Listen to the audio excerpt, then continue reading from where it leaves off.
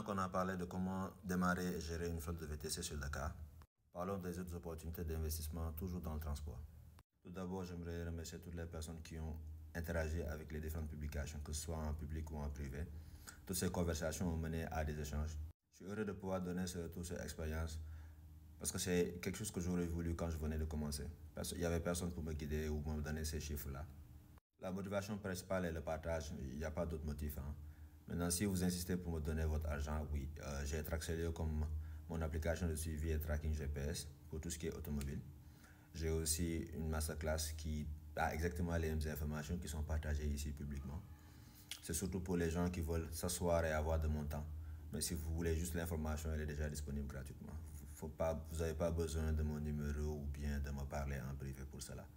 On va dire la masterclass est surtout pour les gens qui insistent pour me donner l'argent ou bien qui veulent carrément une séance de consultation. Donc on a dit opportunité dans le transport. On a commencé par le VTC, budget 5 400 000 de bénéfices par mois. Mais il y a aussi les scooters qui coûtent entre 400 et 600 000 quand il s'agit d'une Jakarta qui vont vous rapporter dans les 120 000. Il y a aussi les clando à 1,5 million qui vont vous rapporter dans les 150 000.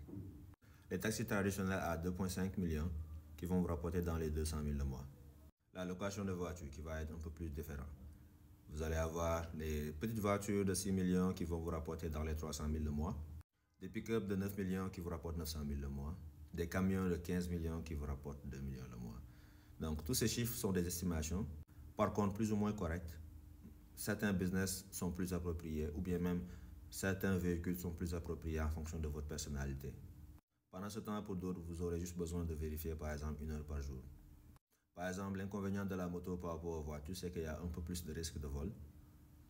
Et même quand vous déclarez, la police ne vous prend pas trop au sérieux. Comparé quand vous déclarez une voiture volée, là, un petit peu plus sérieux. Ce qui ne change pas dans le transport, c'est de faire le suivi GPS de tous les véhicules pour le kilométrage.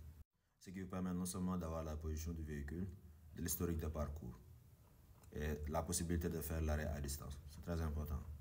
La deuxième chose qui est importante de traquer pour tout véhicule, c'est les dépenses et les revenus. Quel est le kilométrage minimum et maximum par mois, par véhicule, et quel est le bénéfice par kilomètre. Donc pour chaque industrie, il y a un chiffre particulier. Pour la location de voiture, ce sera 150 francs par kilomètre. Pour le VTC, vous cherchez à être dans du 50 à 70 par kilomètre. Chaque opportunité d'investissement dans le transport aura sa propre métrique, en dehors des avantages et inconvénients l'un sur l'autre. Le but est de choisir une parmi ces opportunités et de se spécialiser dessus. C'est là où vous ferez de la valeur ajoutée. Par exemple, pour une Jakarta qui vous fait un versement de 5 000, si vous le placez chez une e-commerçante, une vendeuse en ligne ou bien un resto, vous pouvez faire jusqu'à 30 000 de chiffre d'affaires par jour. Ce qui vous revient à un bénéfice de 10 000 par jour au lieu de 5 000. Dans le même secteur, juste avec de la valeur ajoutée. Mais quand vous évoluez dans ce secteur-là, il vous faudra beaucoup plus de gestion active. En définitive, les opportunités sur le transport sur Dakar ne se limitent pas juste sur le VTC.